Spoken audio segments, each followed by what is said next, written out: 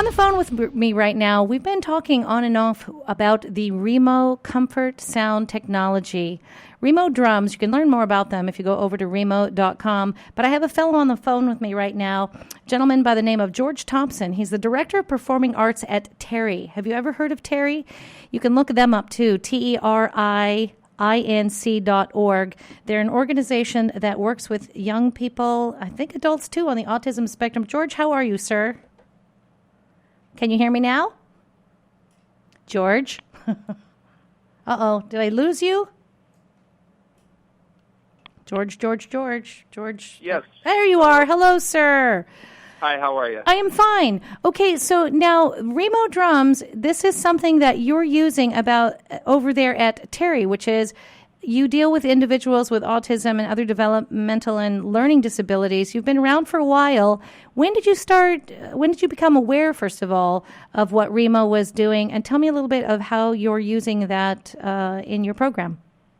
Okay, so about 3 years ago, I became aware of, I've used Remo drums for years and years and years. And about 3 years ago at the NAMM show, I met with Alyssa and was talking with her about some of the issues I was having with some of the standard drums being a little too loud and too heavy. And she was really excited to show me some of the new technology they were coming up with, specifically to work in the health industries and to work with people with developmental disabilities and autism. And I was really excited, so I came up and met her at the factory, met Remo, and then we started piloting the drum tables here that have the comfort sound technology. I guess it's been about 3 years ago now. And since then, we've put together a couple of videos, developed a curriculum and some lesson plans, and 10 activities that we filmed with them that will be available soon for schools to start using and learning about how to use the drums with our population. And you're looking to expand your music education program, the offerings that you have there, correct? Yes. And so you work with, I have a child with autism, and he's now 19. He's my child, but he's a grown-up. And I personally am very much looking forward to introducing him at some point to the comfort sound technology. Can you tell me what it was like the first time you introduced one of the drums to and what that experience was like? Yeah. Well, there's the first time that I introduced a group, because I mostly play with a lot of groups, we work with the drum tables, and we work with the larger ones and the smaller ones. The greatest thing is it naturally lends itself to have people kind of socialize because it looks like a table, and you can either sit at it like a table or you can raise it up high and have people stand around it as a table. And so one of the greatest things is you get some people together who sometimes wouldn't normally socialize with each other, and it's a lot easier to use their peripheral to watch other people play and to get people playing together. It just, the natural kind of gathering of the drum, almost like the old Native American drums that are the big round drums. It makes it really easy to get people to come over to the drum and play. The next part that was really stood out to me when I started using it with our students was you can talk while you're playing the drum, which a lot of other drums they're too loud, so it's hard to talk over the drum, and a lot of times that it being loud can kind of be unsettling to some of our students who have auditory sensitivity. Right.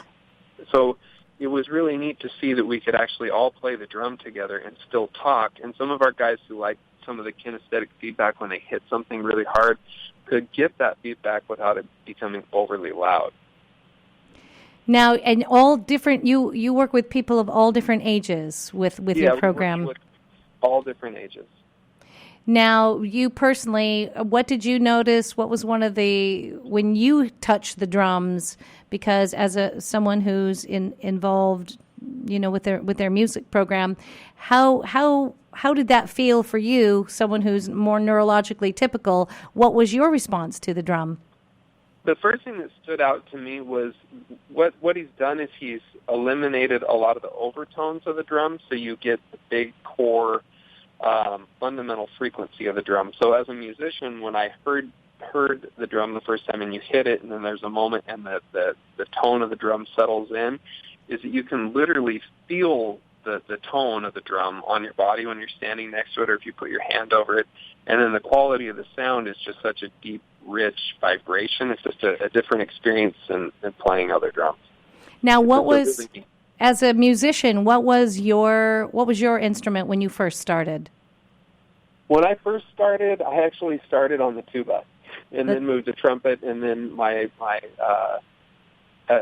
play a lot of instruments, but predominantly I play guitar now. But and you, in addition to all of your work at Terry, you personally, you've got albums and you've worked with singer-songwriters in various locations. Do you still play outside of the school? I try to. I do so much at the school that it gets a little difficult. It's kind of a hard balance to strike. Right now, things are growing so much with this program and with our partnerships and sponsors and all the wonderful things we've been able to do with Remo this year. My personal music, I get to play music for 8 hours a day. That's a great joy. It is a great joy. So I guess in some ways, I haven't had the desire outside of work as much. We have a lot of musicians come in and volunteer. We have a lot of musicians come and perform here. So there's always that wonderful opportunity to do music right where I work, which is rare. But yeah. Do you find some of the students translate from the Remo Comfort Technology drums to other instruments after their exposure to the drum? Have you had that experience? Yes, definitely.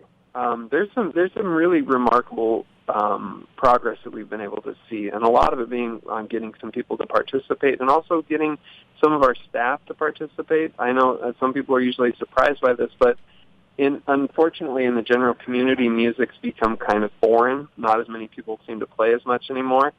So it's been a really great tool for us to also engage our staff. It's non-intimidating. It's a drum where it's different. It looks like a table, and it's really easy to get people over to come over and start playing it. They don't feel like they have to take classes to learn how to play the drums, which makes it accessible to all of our students, but then all of our staff as well. Wonderful.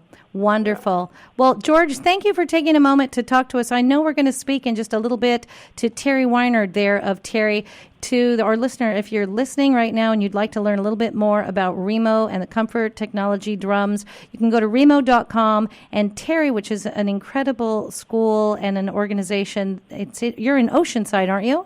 Yep, we're in Oceanside, and we serve over 600 families in Southern California and have 425 staff. So it's a big, wonderful place. Incredible. If you'd like to learn more about Terry, go to TERIINC.org. Thank you so very much, George, for being with us. I look forward to speaking to you again sometime.